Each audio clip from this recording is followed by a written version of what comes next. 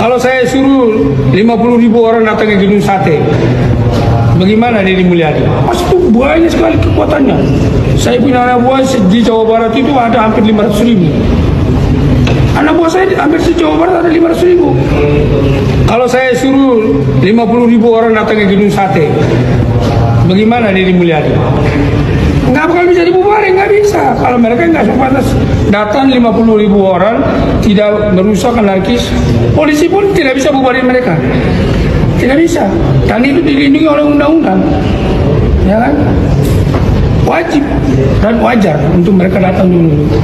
Kalau kamu jadi gubernur, bukan kamu memusuhin mereka, bukan. Ultimatum apa? Ultimatum kemarin tentang Hercules, ya? Hercules Nggak ada. Saya tidak akan pernah mendengarkan ancaman dari siapapun kalau itu mengganggu kinerja saya. Saya akan mendengarkan kritik siapapun kalau itu bermanfaat bagi kepentingan masyarakat Jakarta.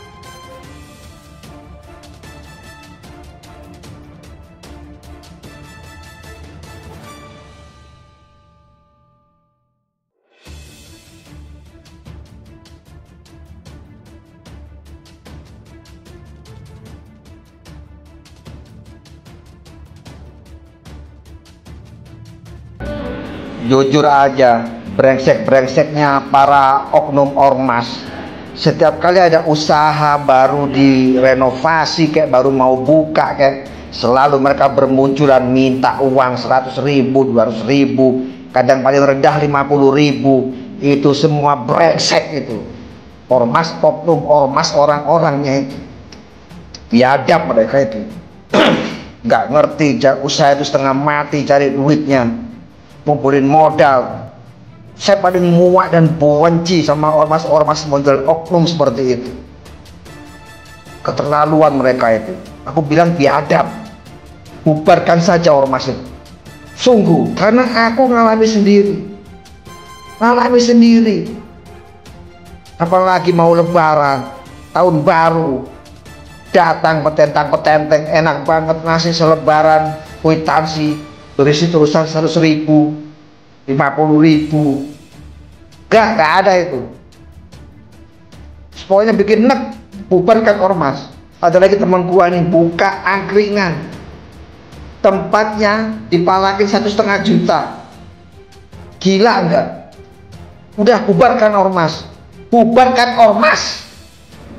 Yang apalagi ormas-ormas yang banyak oknumnya itu, yang brengsek-brengsek itu. Gemes aku guys. Masalahnya aku ngalami sendiri.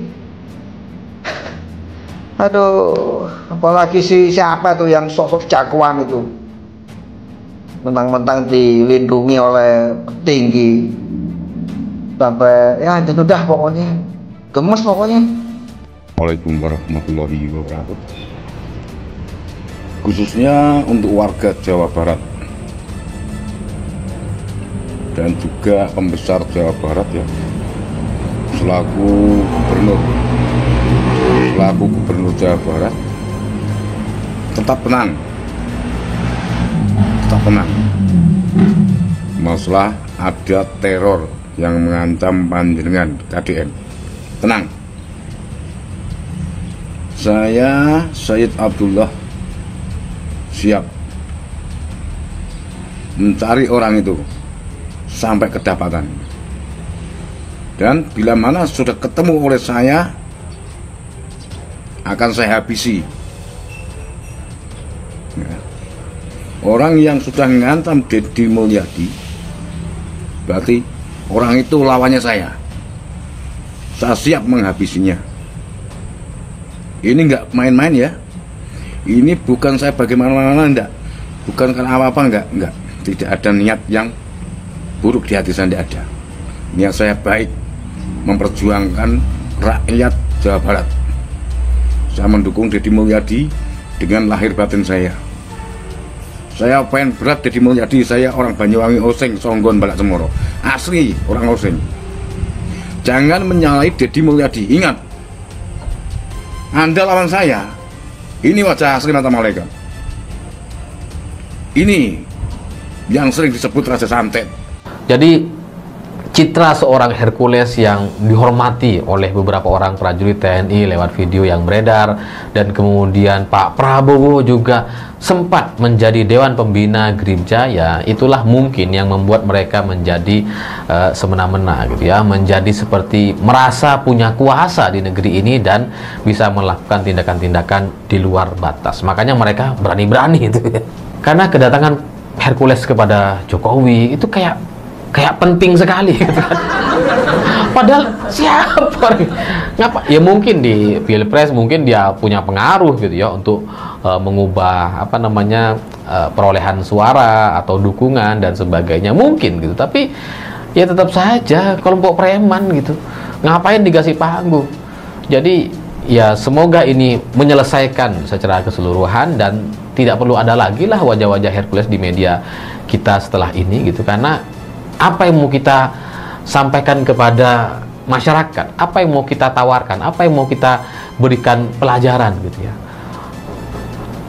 Nah, tapi ya setelah Komandan Jenderal Kopassus menyampaikan permintaan maaf seperti ini kok rasa-rasanya adalah sebuah tanda bahwa Gribjaya setelah ini mungkin akan selesai, akan dibubarkan, karena bahkan orang minta foto dengan Hercules pun dianggap sebagai sebuah aib.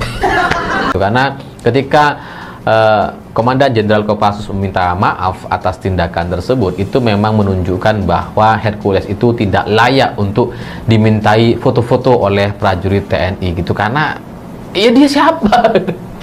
Lawang latar belakangnya preman gitu ya, bukan siapa-siapa dan seharusnya tidak penting di negeri ini dan tidak perlu diajak foto seperti itu. Ya, jadi kan seolah-olah tidak menyalahkan aksi-aksi premanisme atau berkarir secara preman. Jadi preman seolah-olah ada karirnya gitu, bikin kelompok di kampung dulu, kemudian agak besar gitu ya di sebuah kota, bikin ormas, langsung kemudian jadi tokoh nasional gitu kan. Ya ini kan tidak pas rasanya gitu. Semoga ini mengakhiri semua cerita-cerita preman di negeri kita.